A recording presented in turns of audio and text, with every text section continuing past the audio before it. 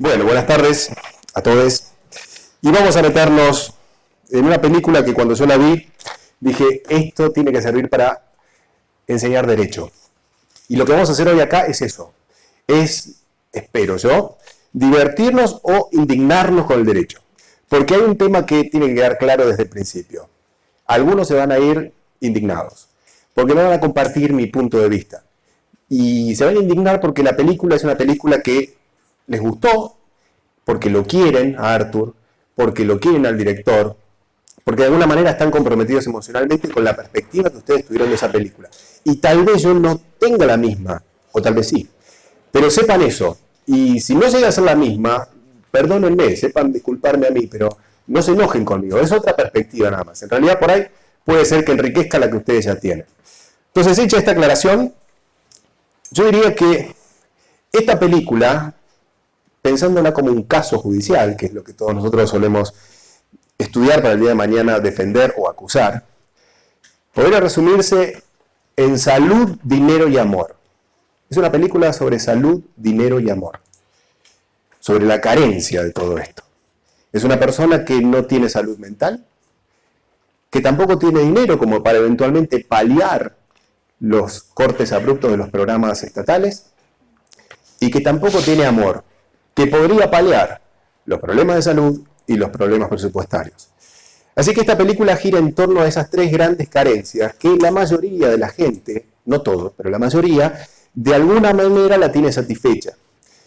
Y lo que vamos a hacer es hacer un pequeño repaso ahora con un tráiler de la película para refrescarnos las caras, algunos comentarios, algunas escenas, y ya después nos vamos a meter en cómo es la construcción de una persona que termina matando a otras. ¿Por qué esta persona mata? ¿Cómo fue la infancia de este individuo? ¿Qué tipo de asesino es? ¿Y qué relación hay entre los crímenes violentos y la salud mental?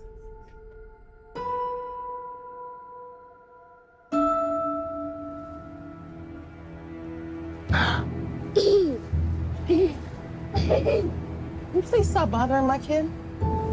Sorry. Arthur, I have some bad news for you.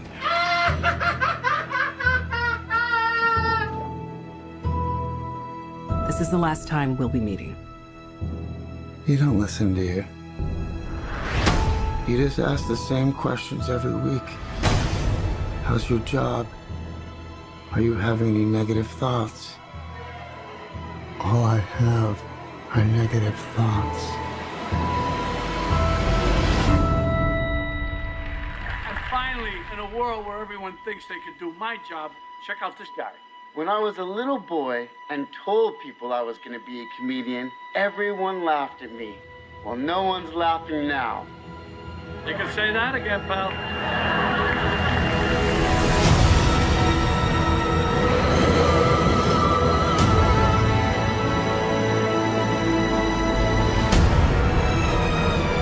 It's so awful, isn't it?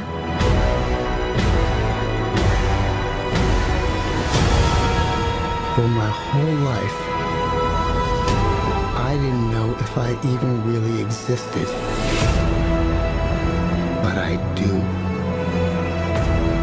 And people are starting to notice. Think this is funny?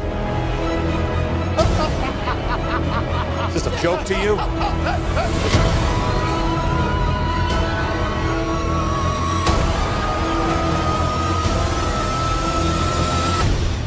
Murray, one small thing. Yeah. When you bring me out, can you introduce me as Joker?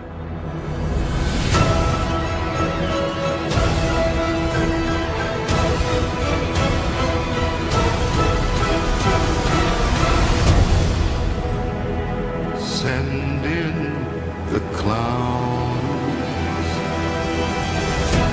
Esa es la vida de Arthur Fleck, que tendrá unos 35, 40 años, vive con su madre, parece haber sido hijo único, no tiene amigos que se le conozcan, y parece una persona que a pesar de tener algún trastorno mental, porque lo sabemos por la película, se viste de una manera, digamos, acorde a lo que es una ciudad.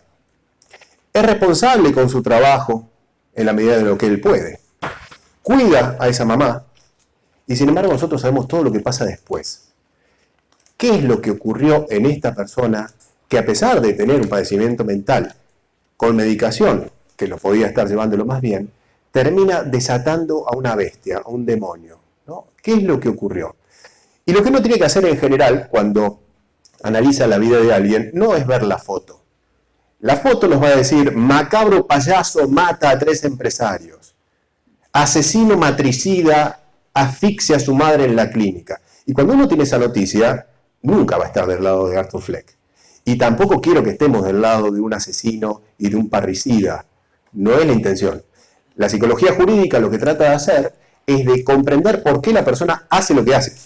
El derecho después le va a imputar la responsabilidad y le va a meter la cantidad de años en prisión que requiera o alguna medida de seguridad en caso de que sea inimputable. Pero a la psicología jurídica le interesa comprender cómo es que se produjo este fenómeno que tanto escandaliza a la sociedad y que el derecho juzga. Y les decía que este Arthur Fleck es como un buen niño grandote, es como una suerte de niño que creció y sigue siendo un niño. Él cuando tiene su alucinación de estar en el programa de Murray Franklin, es un niño grande. Arthur, yo cuido de mi madre, y todo el mundo se le ríe. Arthur, yo tuve un papá que se fue. Es un niño. ¿Y saben por qué es un niño? Porque hay que entender cómo fue la constitución de su identidad. Tal vez nunca llegó a ser un adulto con los niveles de responsabilidad moral que tenemos los adultos. La infancia de Arthur no sale en la película expuesta explícitamente, sino que uno lo va encontrando a partir de datos que surgen de la historia clínica hacia el final, donde se le dice qué tipo de trastorno padecía la mamá y qué le había pasado a él durante su infancia.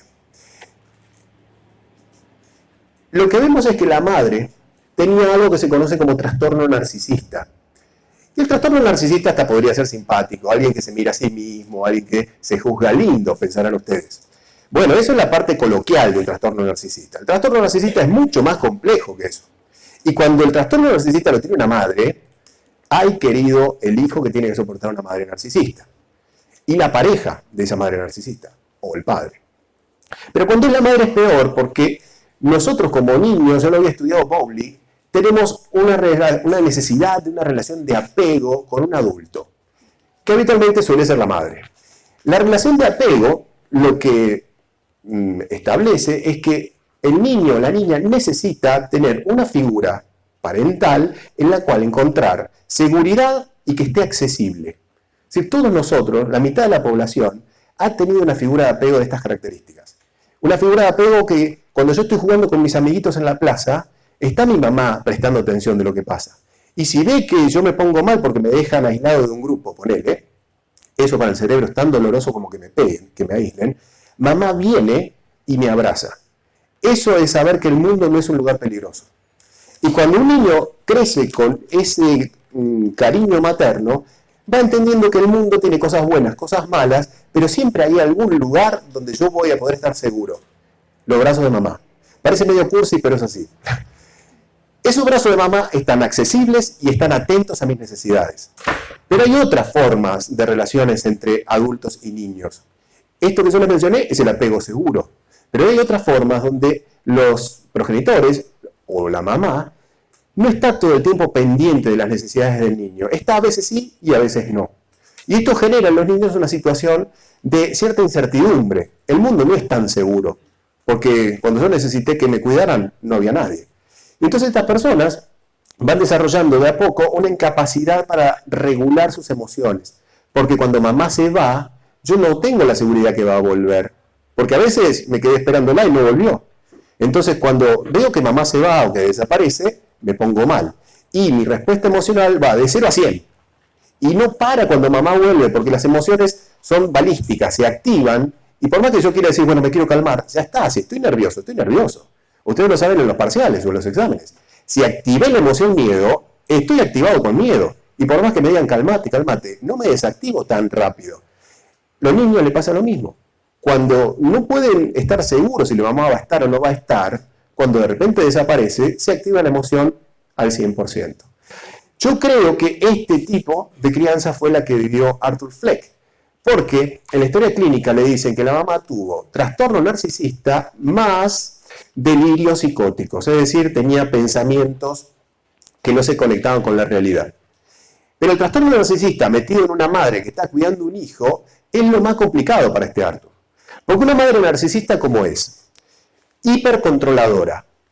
Y les va a resultar un poco raro con la imagen de Penny Fleck, que parece una buena mujer anciana. Pero si padeció este trastorno, tiene estas características. Hipercontroladora de lo que se pone el niño para vestirse, de lo que el niño piensa, de lo que el niño hace, de lo que el niño siente. Todo va a controlar a esa madre. Pero además de ser hipercontroladora, que lo va a mandar a estudiar pintura, porque ella quiere que el nene estudie pintura, cuando el niño le trae un cuadro, no va a ser como la mamá con apego seguro, que a pesar de que el cuadro es un bodrio, le dice, ¡ay, qué lindo! No. Le va a decir, ¡ay, bah, tenés que aprender mejor a pintar! No, esto no se parece a una cara, Arthur. Esto no parece una cara. Practica más. Hipercríticas. Trastorno narcisista. Además de ser controladoras, hipercríticas, están continuamente manipulando a sus hijos con el amor. Una madre con apego seguro da amor. Se enojará un poco más, un poco menos, pero da amor. Una madre narcisista utiliza estratégicamente el amor. Cuando el nene hace lo que yo quiero, te amo. Cuando el nene no lo hace, no te odio. La indiferencia, que es peor. Para un nene, la indiferencia del amor es terrible. Fíjense que Caín y Abel, mató uno al otro por una cuestión de sentirse que no lo querían. Mató al hermano por eso. Entonces, entendamos que nuestra cultura está cimentada sobre esa base. Sentirme como niño que mi madre no me quiere es terrible. Entonces hago todo para que me quiera. Y acá viene otra característica de los trastornos narcisistas. Convierten al otro en un sirviente. Entonces, con este pantallazo que yo les doy, acá están viendo el resultado de una crianza por una madre narcisista. Hace que su hijo no pueda abandonar su hogar. Hace que su hijo se mantenga, si querés, como un buen niño y que esté sirviéndola en todos sus requerimientos. E inclusive el discurso siempre suele ser contradictorio y ambivalente. Le dice, has venido a traer alegría al mundo, Arthur, y pon siempre una cara de alegría en tu rostro. Inclusive cuando era violado por la pareja de ella cuando era joven. Las madres narcisistas tienen esto. Vos tenés que ser lo mejor, porque yo quiero mostrarte. Y quiero que todas las otras madres estén envidiosas de cómo te reís. Y Arthur, con ese mandato, con esa creencia, sale a vivir la vida. Y con esa creencia es que trata de convertirse en comediante. Y con estos mensajes ambivalentes y hipercríticos, termina teniendo una madre que ya a los 75 años le dice, yo no sé por qué querés ser comediante. Si para ser comediante hay que tener gracia. Sigue la crítica. Y Arthur, fíjense que en ningún momento reacciona. Y no reacciona ahí porque aprendió a no reaccionar. Aprendió a ser un buen ciudadano, un buen niño. Y eso lo va a ir transportando a cada ámbito en los que esté. Va a ser un buen empleado, si querés, quitándole el exabrupto del arma, pero va a ser un buen vecino, va a ser un buen ciudadano. O sea, alguien que no se mete con lo demás ya es bueno en una sociedad como esta, tan corrupta como era Ciudad Gótica. Es bueno. No sabe decir que no. No sabe decir basta. Y por eso le va pasando todo lo que le pasa. No está en la película, pero imagínense lo que habrá sido la adolescencia de Arthur. ¿Alguien cree que no fue víctima de bullying? Sí, era víctima de bullying de pibes que andaban por el barrio.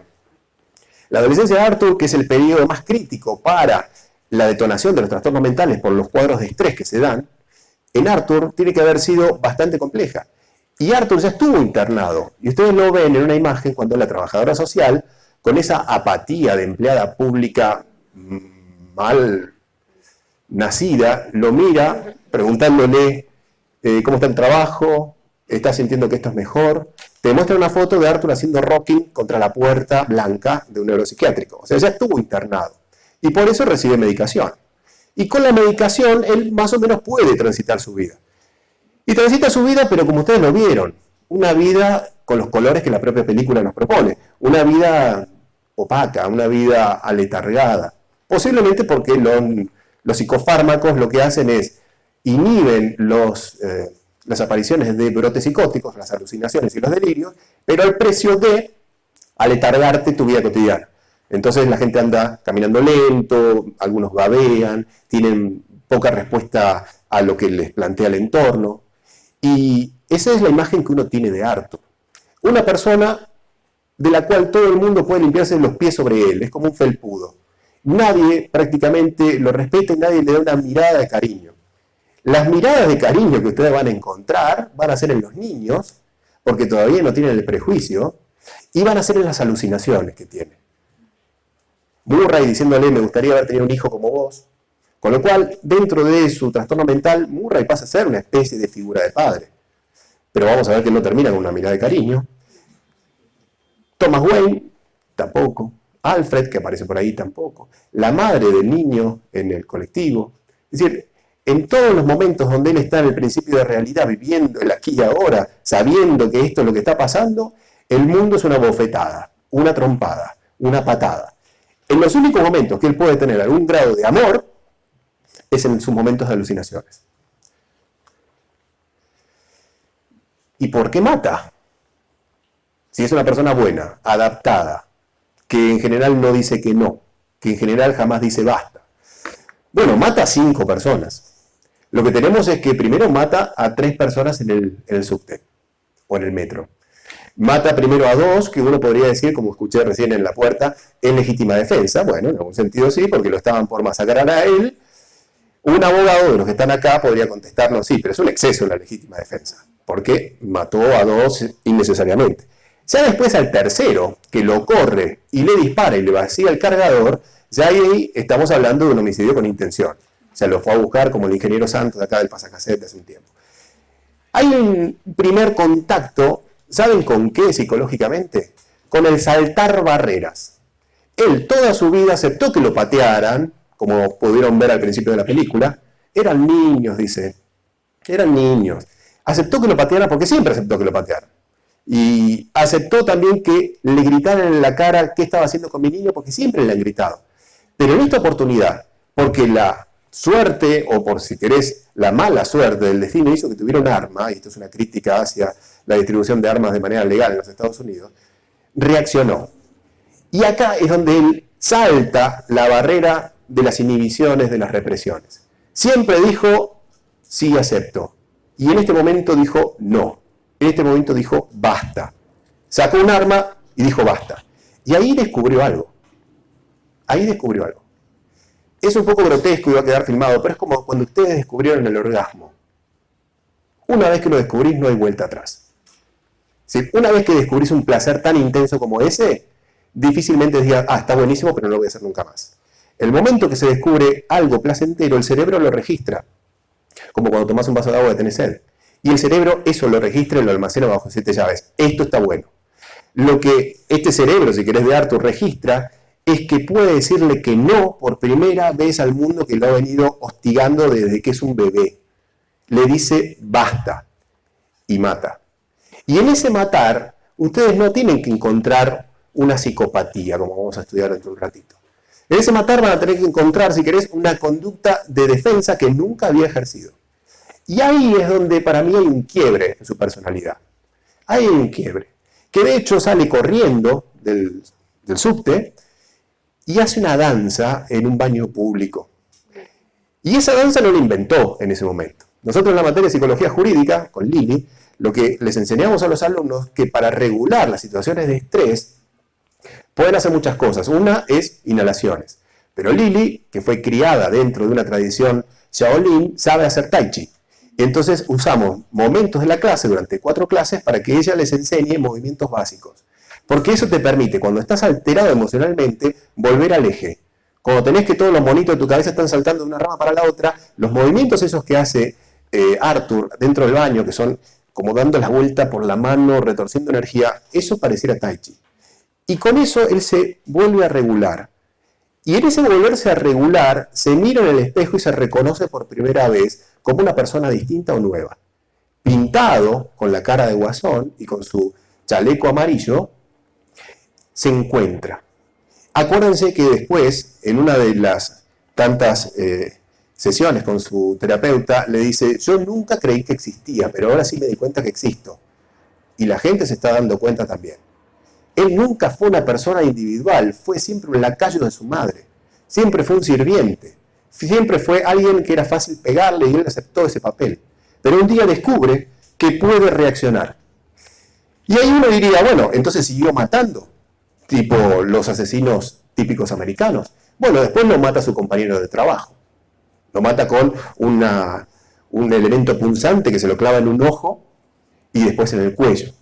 Cuando ellos lo habían venido a visitar porque el día anterior había muerto su madre, a quien también mata. Pero saben que no mata como el psicópata americano.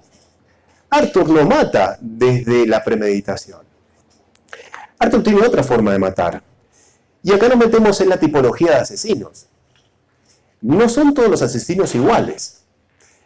En los años 50 y 60, Ressler del FBI y algunos otros investigadores empezaron a encontrar que en las escenas del crimen había, de repente, situaciones muy macabras. Por ejemplo, por el que habían matado a alguien acá, nos aparecía colgado con los 4 miembros atados a cada una de las puntas de la ventana, tipo un San Pedro estaqueado, ¿no? Un Cristo hecho una cruz.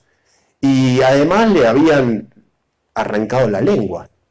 Entonces la pregunta típica de la policía era, bueno, ¿este crimen qué es? ¿Económico o pasional? Esa siempre era la pregunta típica. Cuando ves a alguien muerto es, ¿lo mataron porque le querían afanar la plata? ¿O lo mataron porque es una persona despechada o porque traicionó? Pero acá lo que encontraba era que la ropa tenía la billetera y que el tipo en general no tenía relaciones extramatrimoniales. Entonces la respuesta tradicional de toda la criminología hacia agua. ¿Qué es esto de andar matando a la gente, sacarle la lengua, sacarle los genitales, colgarlos así como si fueran banderas? Y se van dando cuenta que hay una personalidad de asesinos que hacen esto para, de alguna manera, reproducir cierta fantasía que ellos tienen en un acto macabro de muerte. Y ahí van desarrollando la teoría de los asesinos seriales. ¿Por qué? Porque cada vez que matan es como una serie, como un capítulo más de una carrera delictiva. Pero así no mata Arthur Fleck. No mata de esa manera. Este tipo de asesinos que yo les comento son los asesinos organizados, que planifican cómo lo van a hacer, compran los hunchos para atar a la víctima, que someten a la víctima, que le dicen, y ahora lo que te voy a hacer es tal cosa, que utilizan un arma, compraron un arma, tienen un cuchillo, tienen un revólver, ya lo tienen cargado, saben que funciona. Limpian la escena del crimen, no es que matan y dejan todo desordenado con datos que los pueden identificar. Son capaces hasta de usar guantes de látex para no dejar huellas digitales. Limpian el piso de la sangre. Y se llevan parte de sus víctimas. Los famosos trofeos. Se llevan parte de sus víctimas y los guardan en la heladera. Si es que se llevaron una parte corpórea. Porque después miran el objeto de su fetiche y con eso vuelven a revivir la situación que tuvieron hace unos días de sometimiento y de puesta en práctica de algo que les genera mucho goce. Sería la palabra más técnica, más que placer. ¿Y qué es un asesino en serie? Bueno, alguien que mata más de 3 personas en el lapso de un mes. No alguien que mata a 3 personas juntas. Si yo mato a 3 personas juntas, como Arthur, eso no sería un asesino en serie. Pero claro, Arthur después siguió matando. Y hay un periodo de frialdad o de enfriamiento entre una muerte y otra. Y esto se parece un poco a lo que está haciendo Arthur. Primero mata a estos 3, después mata a la madre, después mata al vecino. Pero no cuadra dentro de este perfil de los asesinos organizados. Pero hay otro perfil, que es de los desorganizados, que son espontáneos, que son rápidos, que toman un instrumento ocasional, una almohada, un punzante, una tijera, un arma porque tenía un arma, que lo hacen de manera espontánea y automática, no premeditan, y que de hecho no organizan la escena del crimen para evitar dejar rastros. A veces se quedan con el cuchillo en la mano mirando a la víctima, y son detenidos con el cuchillo en la mano. Son desorganizados. Están más cerca, si querés, de Arthur que los otros casos que están más cerca de Ted Bundy. Vieron que ahora hay una serie en Netflix, o Ed Kemper, o el payaso Wayne. Es decir, ese asesino de Hollywood es un individuo mucho más racional. Arthur no es tan racional en sus conductas, es mucho más impulsivo. Y acá es donde uno dice, bueno, pero pará, está bien, el tipo mata más de 3 personas en el plazo de un mes, no tiene remordimiento después, es un psicópata. Podemos decir lo que quieran, pero da el perfil del psicópata, un psicopatón. Y acá no estamos del todo seguros, y el otro día con el licenciado Zaponaro, que está por acá, un psicólogo que trabaja en los cursos de INECO que damos neurociencia jurídica, me manda una pericia de Arthur Fleck hecha el domingo. La fue a ver el sábado y con la mujer quedaron tan cebados, la mujer es psiquiatra, que armaron una pericia. Entonces me la mando. Y me vino muy bien porque ahí tuve la mirada de un psicólogo, ¿no? Que me estaba diciendo cuál era el encuadre que él encontraba. Y finalmente él llegaba a la conclusión, que ahora la vamos a hablar, de que no correspondía una sanción del sistema penal, sino que tenía que haber otra solución para esta persona. Pero la pregunta que es lícita hacerse es, si yo estoy con un grupo de amigos y me dicen, no, el guasón re psicópata, el tipo mataba. Miren, el psicópata tiene características parecidas al guasón, ya convertido en guasón, ¿no? Arthur Fleck. Tiene características parecidas en el sentido de que no tiene empatía, ¿no? Un psicópata no tiene empatía, no tiene la sensación de yo no te puedo hacer un daño a vos porque lo sufro yo. Remordimiento, yo no sé si no hay remordimiento. ¿Por qué? Porque Arthur de alguna manera vamos a ver que sabe que está mal lo que hace. Cuando él va al hospital Arkham a pedir la historia clínica de su mamá, él en un momento le dice, yo hice algunas cosas que están mal.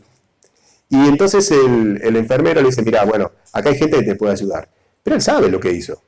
Y sabe que está mal. Entonces ahí un psicópata en general nunca va a aceptar que está mal, sino que va a tener un profundo desprecio por sus víctimas y cuando mata lo va a hacer para satisfacer una fantasía que él tiene. Entonces vas a tener a Ed Kemper, por ejemplo, que mata a su madre y tiene sexo oral con la cabeza cercenada, le corta la cabeza y practica sexo oral con su madre. Vas a tener a otros asesinos seriales que matan jóvenes rubias porque ellos tienen algún trastorno o alguna idea fantasiosa con jóvenes rubias que les pasó cuando eran jóvenes. Una venganza hacia una chica que los despechó. Pero en este caso no estamos frente a eso. Acá pareciera más que nos podríamos salir del campo de estos psicópatas e irnos al campo de los psicóticos. Que los psicóticos, la palabra se parece, pero están más allá de la realidad. Un psicótico es, por ejemplo, alguien que padece una esquizofrenia, ¿no? Una esquizofrenia es una enfermedad mental, neurodegenerativa, que hace que la gente pierda su conexión con la realidad, tenga alucinaciones, tenga delirios, tenga un pensamiento desorganizado. Y fíjense estos datos que también son interesantes. Hay algo que se llama hipoalgesia, que es tener menos sensibilidad al dolor. Hay una hipoalgesia esquizofrénica, es decir, que pacientes que tienen esquizofrenia no tienen tanta sensibilidad al dolor como la mayoría de nosotros. Y si uno recuerda las situaciones de golpizas que recibe Arthur, acepta los golpes como si no le dolieran. Queda tirado, porque si te patean el esternón quedas con un problema de respiración. Pero no es un dolor lo que siente.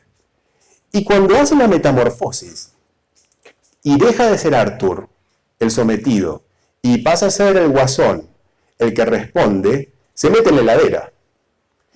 Esa es una gran metáfora de una especie de bichito canasto, un gusano que se mete dentro de su cascarudo y a los meses sale como una mariposa. Y en todos los planos lo pueden encontrar. Vamos a ver que cambia su personalidad, pero cambian los colores. Se mete Arthur de las camisas amarillas claras y sale el guasón del traje amarillo, los pañuelos rojos, la cara pintada. Sale como una mariposa. Es una crisálida que se convierte en mariposa. Del mal. Pero es un cambio.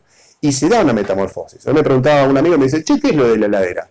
Es el cambio, es la metamorfosis.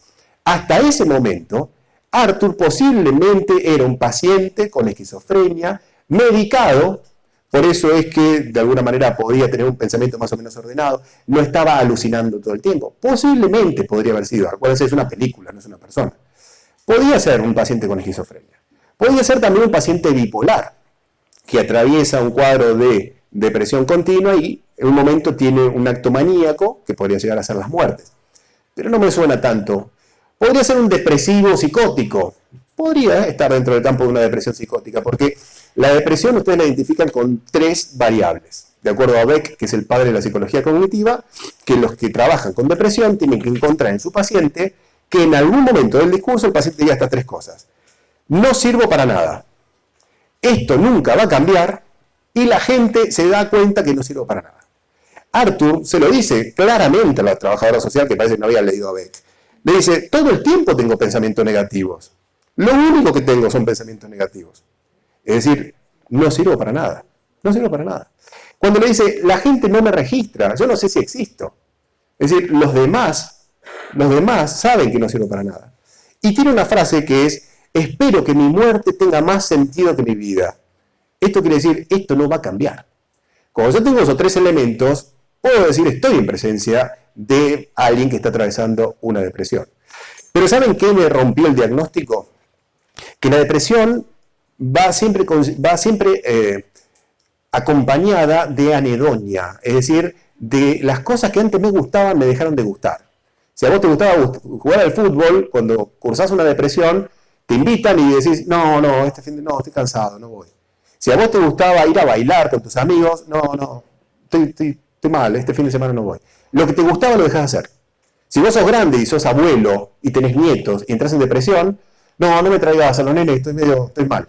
Y antes te encantaban los nietos. Entonces, la falta de disfrute es una de las características de la depresión.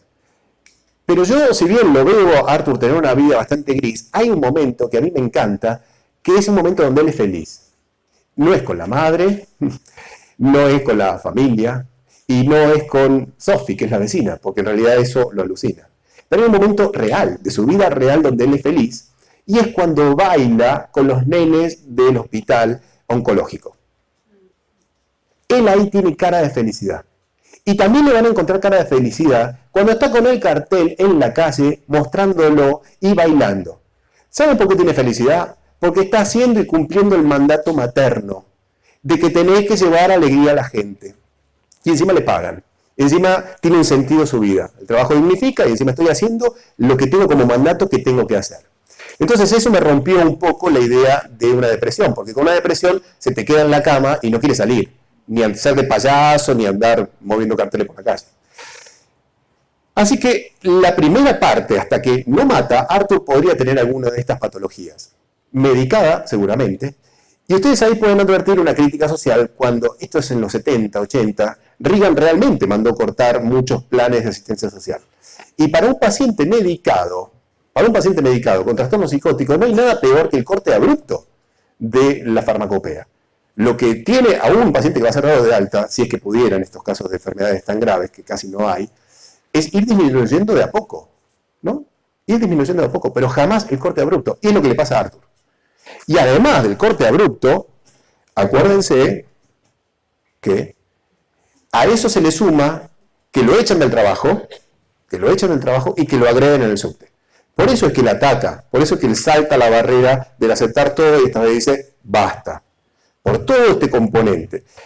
Y ahí es donde yo les digo que se produce la metamorfosis. Y deja de ser Arthur el que tiene un trastorno psicótico, es decir, desconectado con la realidad, de la realidad, posible esquizofrenia, posible bipolaridad, posible depresión, y tenemos el desarrollo de algo que, si querés, entre comillas, estaba anidado en él desde hace tiempo, y que este es el momento de eclosionar, que es el trastorno narcisista de la personalidad que tenía la madre. Nosotros enseñamos lo que sabemos y transmitimos lo que somos. Y esa es una regla. Vos le tenés miedo a las arañas y decís, no quiero que mi hijo tenga miedo a las arañas, tu hijo es posible que le tenga miedo igual, porque vos cuando ves una araña estás temblando, le decís, no tengas miedo, pero le estás transmitiendo que vos tenés miedo. Transmitimos lo que somos. Y una madre narcisista crea narcisistas. Pero claro, como estaba contenido, era un lacayo de la señora que quería todos los privilegios para sí. El momento que salta la barrera, se convierte él en el narcisista. Y una de las características típicas del narcisismo es que no aceptan las críticas o los señalamientos. El narcisista, en cuanto alguien le hace un señalamiento, una crítica, agrede, responde con ira. No hay un, ¿te parece? No, es una demoledora crítica hacia el otro, hacia el que critica. Y esto es lo mismo que va a vivir Arthur. Cuando empieza a mutar hacia este trastorno narcisista, ya no acepta más la denigración del otro. Pero como les dije al principio, como este no sabe regular bien la respuesta emocional, porque nunca dijo no, cuando tiene que responder emocionalmente, responde con toda la emoción. La mayoría de todos nosotros sabemos decir que no, me parece, no sé, ¿estás de acuerdo? ¿Te parece? Sabemos regular. Cuando nunca dijiste que no, y un día tenés todo el poder y la omnipotencia por este trastorno que estás cursando, de decir no, y encima tenés la posibilidad de vengarte, lo haces. Y todas las muertes de Arthur son una venganza automática en el momento. Porque él no va a planificar matar al otro. Él no va a planificar matar al otro. Él cuando mata a la madre es porque tiene como un recuerdo, le hace un insight, la lectura de su historia clínica, recupera toda la memoria que tendría posiblemente como olvidada, y se da cuenta de todo lo que ha vivido. Reconstruye todo ese pasado y se da cuenta de todo lo que ha vivido. Siempre odió a su madre. No es que la odió en ese momento, lo que pasa es que nunca lo pudo manifestar. Nunca lo pudo poner en palabras. Cada uno debe conocer el nombre de su mamá, de la mamá de uno. ¿Sí? Cuando dicen el nombre de su mamá, mi mamá Alicia, si dicen el nombre de sus propias mamás, algo les debe pasar. Una emoción se activa. Arthur en el hospital le dice Penny Fleck. Siempre odié ese nombre. Lo dice, lo pone en palabras, se anima a decirlo. Fíjense que ustedes no dijeron Alicia, siempre odié ese nombre. O el nombre de la mamá de ustedes. Se asoció a algo que mal, ninguna madre es perfecta, eso quédese tranquilo. Mal que mal, uno la quiere. Pero si podés decir, siempre odié ese nombre, siempre te odié a vos como persona. Y en este momento toma el acto de venganza. Y de vuelta, como es un asesino no organizado, lo hace con lo que tiene a mano. ¿Qué tiene a mano? Una almohada. Y adelante con la almohada. Entonces, ahí tenemos de vuelta que no es una conducta psicópata en el término de trastorno antisocial de la personalidad. No es una conducta también psicótica de alguien que está volando en una nube y cree que la madre es Satanás y por lo tanto hay que matarla. No, es una conducta que actúa en función de una venganza. Y la venganza va a ser siempre en este y en todos los superhéroes lo que los lleva a actuar. Batman, ¿por qué es Batman? Pues es otro chiflado igual que este que quiere vengarse. Todos se quieren vengar. Todos. Salvo Superman y hasta por ahí nomás, la mayoría de todos los superhéroes buscan venganza. La venganza es lo que está en el corazón que impulsa al superhéroe. Siempre van a encontrar la venganza. Rasquen un poquito y en la defensa de los derechos humanos, en la defensa de la humanidad, la defensa del estilo de vida americano, van a encontrar que el tipo algo le pasó y todo el resto de su vida como superhéroe es una venganza que está atada al pasado. En Arthur también. Estamos en el mundo, si querés, de los superhéroes.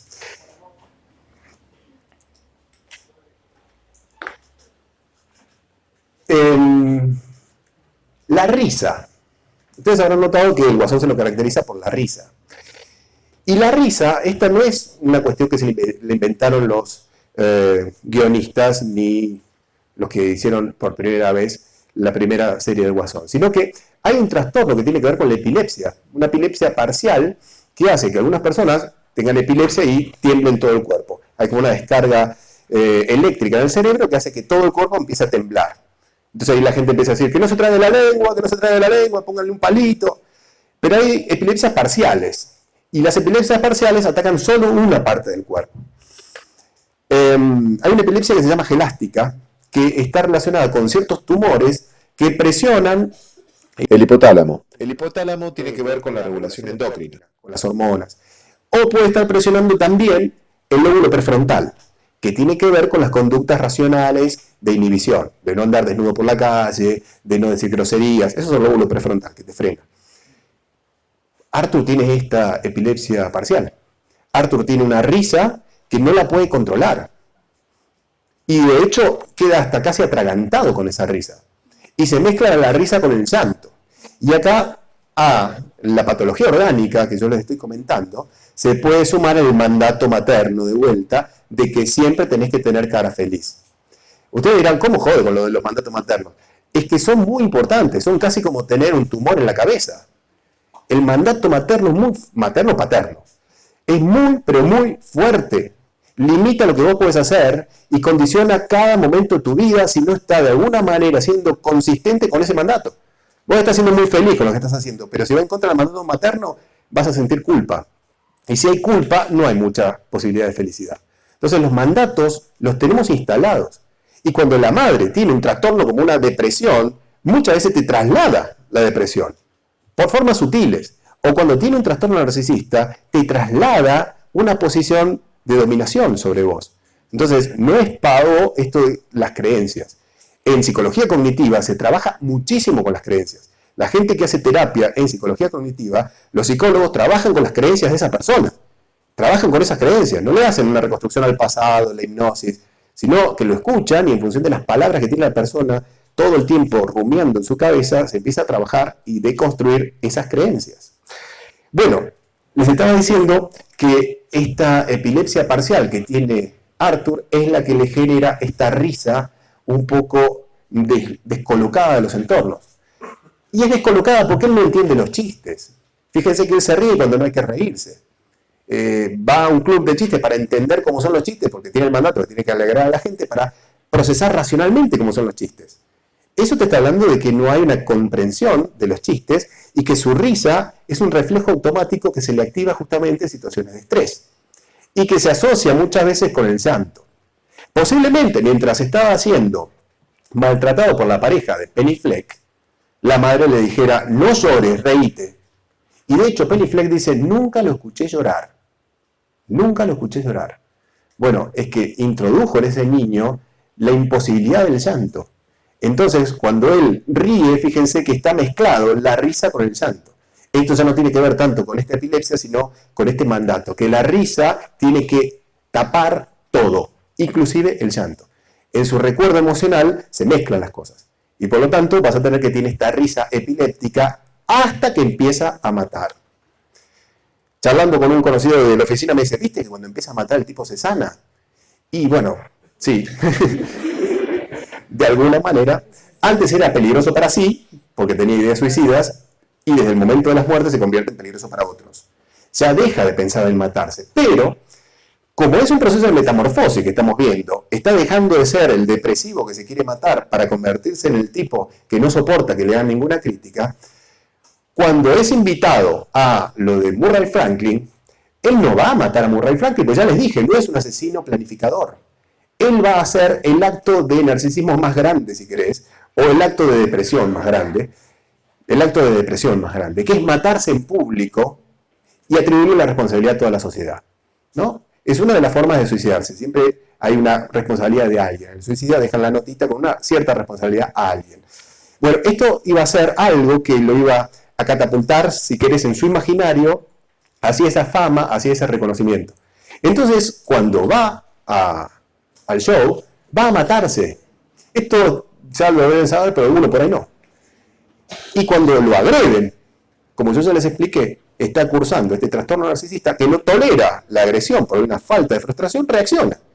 Y reacciona desde la forma que está acostumbrado a reaccionar, de esta violencia que conlleva matar al otro. Y le dice, ¿qué pasa cuando cruzás un loco abandonado por la sociedad que lo maltrata, con una sociedad que lo maltrata, perdón? Y le grita, recibes lo que putas mereces. Y le mete primero un tiro, después dos más. Que es la misma frase que va a utilizar el tipo que mata a Thomas Wayne y a la esposa de Thomas Wayne, los papás de Batman.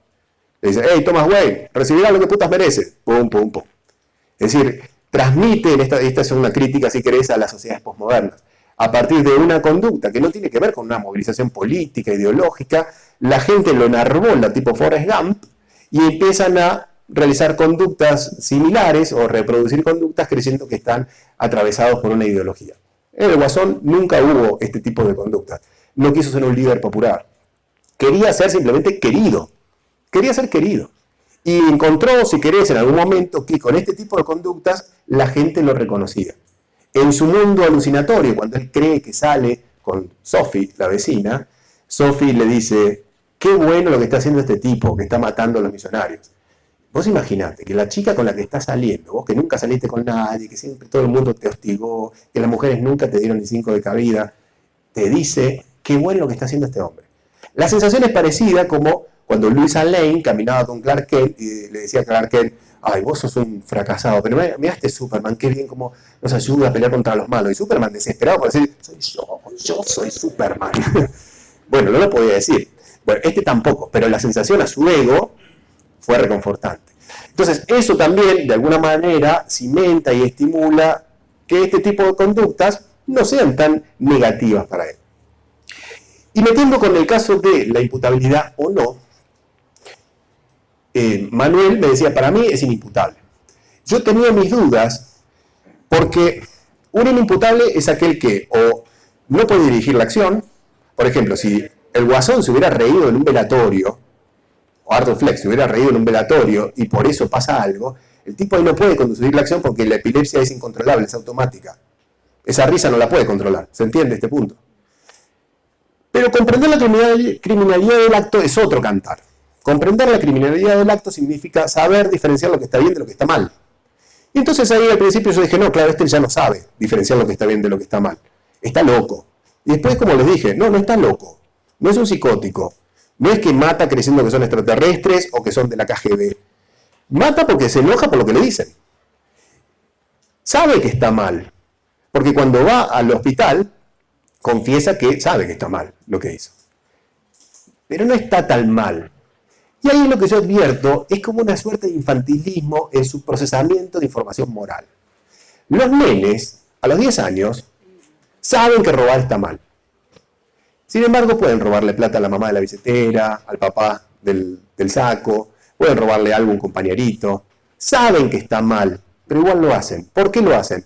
Porque tienen tantas ganas de hacerlo que la inhibición para hacer eso, que ya saben que está mal, no tiene la fuerza suficiente para frenarlos. Eso es un niño. Alguien que tiene deseos de hacer cosas, a veces sabe que están mal, pero las hace igual. Todos fuimos niños, sabemos de lo que estamos hablando. Y por eso nuestros papás después nos retan. Este Guasón tiene esa misma estructura. La criminalidad del acto, él le entiende que está mal lo que está haciendo. Él comprende que está mal. Pero no evalúa con la misma vara moral las consecuencias. No le parece que esté tan mal. Le parece que esto que a él le genera tanto placer no es tan malo.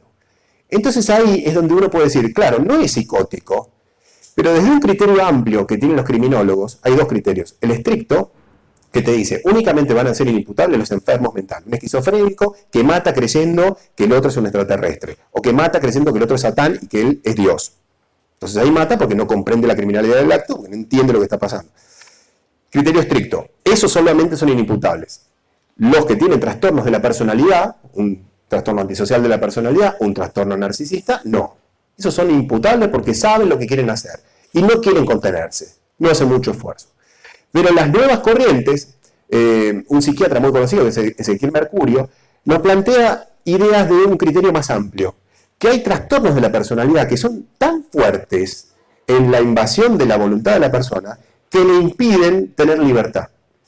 Cuando vos tenés una reacción emocional tan fuerte que te genera ira a lo que el otro te dijo y no lo podés contener, estaría cerca del caso de aquel que no puede controlarse casi. Y a lo sumo, hace lo que hace pensando que no es tan grave. Para todos nosotros matar es gravísimo. Pero para Arthur, por lo que vemos, no es tan grave. No es tan grave. De hecho, si fuera grave, el tipo, una vez que mata, se va. Pero él mata en el show de Arthur Franklin, de Murray Franklin, y se queda sentadito, con la piernita cruzada, como diciendo, ¿vieron? ¿Les gustó? Y hace un bailecito. Es decir, no tiene esta conciencia que necesitamos, que lo podrían emparentar con los normales. Para poner una palabra que nos dirían, ¿qué es normal? Bueno, normal es, si matas así, escaparte, o tratar de escabullirte. Alguien que no tiene esa capacidad es que no está planificando que es tan grave lo que acaba de hacer.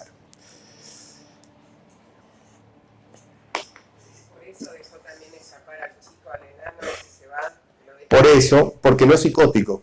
Si hubiera pensado que eran todos malos, los mata a todos. Por eso tampoco mata a su a Sophie, la vecina. Hay una gran discusión si la mata o no la mata. No, no la mata. Porque él va a matar simplemente a aquellos que lo agredan. Arthur va a matar todo lo que él considere que lo agrede a él. Pero no va a matar para el solo hecho de matar. No es un psicópata. Eso es lo que les quiero decir. No le da placer matar. No disfruta del matar, del descuartizar. Lo único que él descubrió es esta suerte de gran placer de decirle que no a lo que siempre lo agredieron. Por primera vez en la vida pone un freno.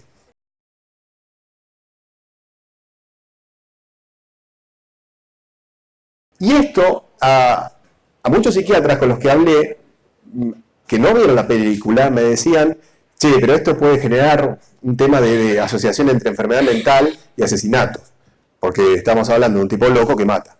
Y la verdad, por un lado tienen razón, pero no habían visto la película. Cuando ves la película, lo que te pasa es justamente lo contrario.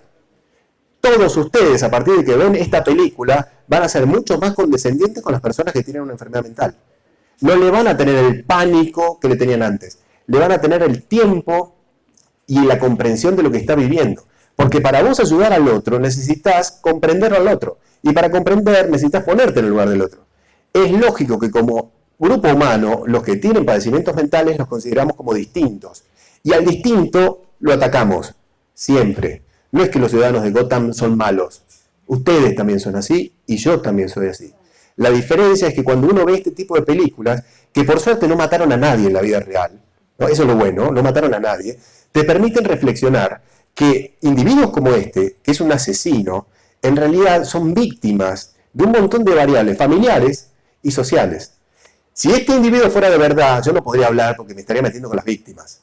No podría hablar de la muerte de su madre, la muerte de los 3 empresarios. Pero como es una ficción, te permite problematizar el tema y te permite darte cuenta que este individuo hubiera sido distinto si los ojos de esta mujer hubieran sido reales. Esto estaba en su fantasía. Una mirada como esta hubiera sido lo que le hubiera cambiado gran parte de su vida. Esta es la parte del amor. All you need is love, decían los Beatles.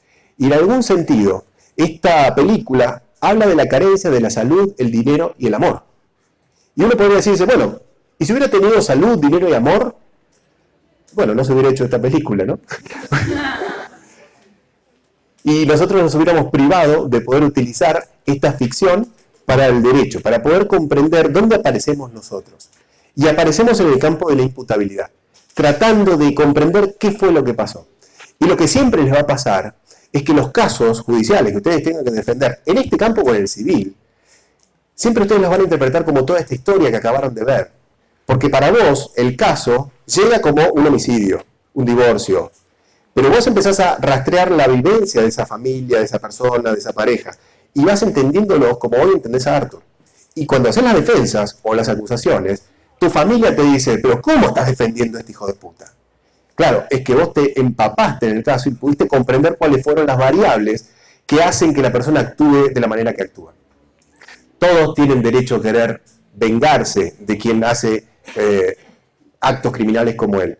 La diferencia es que en el derecho lo que tratamos de hacer es comprender por qué hacen las cosas las personas y con qué tipo de sanción tenemos que retribuirla.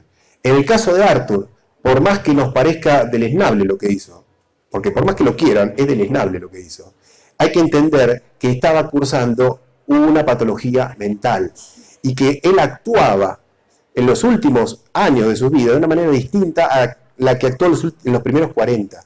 Fue una persona que era una olla a presión encerrada, tapada. Cuando abriste esa olla a presión, reaccionó de la única manera que suelen reaccionar las ollas a presión, con extrema violencia. Entonces, ¿qué hacemos con un individuo como este? ¿Preso en la cárcel? No, porque ya es peligroso para terceros, porque te va a matar a cualquiera que lo mire mal. La mejor solución es una intervención terapéutica.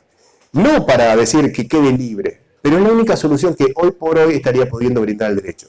Lo mejor que nos podría pasar es tener algún tipo o de terapia o de medicación que pudiera revertir estos padecimientos mentales que tiene Arthur. Pero el problema es que, ustedes lo vieron, los trabajadores a veces del Estado no tienen toda la vocación que desearíamos en estas áreas. Cuando trabajas con esta gente, no podés trabajar por el sueldo. Cuando trabajas con esta gente tenés que trabajar porque de alguna manera te conmueve el otro. Si vos no tenés empatía, Arthur no lo podés ayudar. Si lo mirás con esos ojos de huevo vacío que lo miraban todas las trabajadoras sociales, no lo estás ayudando. Si no lo escuchás con una escucha atenta, no lo estás ayudando. Simplemente lo que estás haciendo es generarle más violencia y más odio al otro. Pero la empatía no se puede contratar ni se puede pagar. Y la empatía es difícil de que haya tanta empatía distribuida en la sociedad. Entonces, una de las formas de poder cambiar la sociedad es que cada uno de nosotros tome conciencia de que todos aportamos un papel en este ecosistema, que es Buenos Aires, que es una ciudad grande, como es Ciudad Gótica, y que todos formamos parte de este ecosistema, y que todos largamos un olor, si quieren, y que Arthur es una especie de emergente de esta sociedad. Ustedes dirán, yo no tengo nada que ver con Arthur, yo no soy responsable. Y la verdad es que en parte sí somos responsables. Porque hasta esta película todos éramos muy estigmatizantes sobre este tipo de patologías. Los considerábamos como un mal.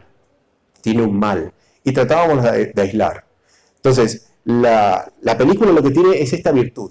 De permitirnos hablar sobre algo que es terrible. De generar un grado de conciencia.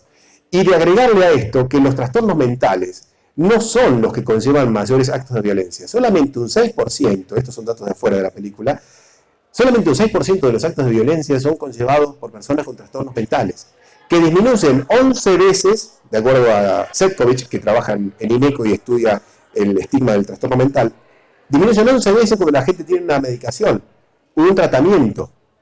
Y las personas que padecen trastornos mentales son mucho más víctimas de cometer actos violentos que ser victimarios. Y en Arthur lo ves. Arthur tuvo 40 años de ser víctima. Y un día dijo, basta. Claro, mató gente, terrible, yo entiendo.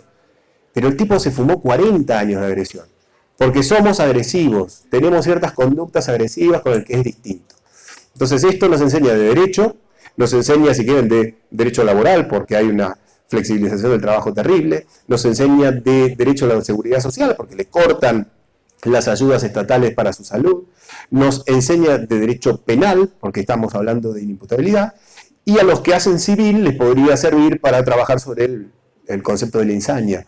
En el caso de Arthur, si está atravesando una insania que le impide administrar sus bienes o ejercer los derechos. Así que un poco la línea que yo quería transmitirles es esta. Contarles una historia de una persona, contarles cómo uno termina armando una personalidad, viendo las variables psicosociales que van influyendo esto, y cómo este individuo muta de un personaje humillado a alguien que humilla. Ese cambio es bastante común en las personalidades. Prostituta que se convierte en monja. Fumador que se convierte en un activista del no tabaco. O sea, las personas no es que van cambiando paulatinamente, a veces cambian de manera radical. Toda la misma energía que tenían para un lado, la ponen para el otro. Porque en el fondo somos energía. Y ustedes vieron que la energía es positiva o negativa. Basta cambiar la polaridad para que todo lo que va para allá se direccione para allá. Arthur vivió toda su vida comiéndose toda la violencia del mundo. Un día cambió la polaridad y toda esa misma violencia que comió durante 40 años la detonó mediante disparos. Bueno, cerramos acá porque si no nos van a acribillar. Muchísimas gracias. Muchas gracias. Muchas gracias.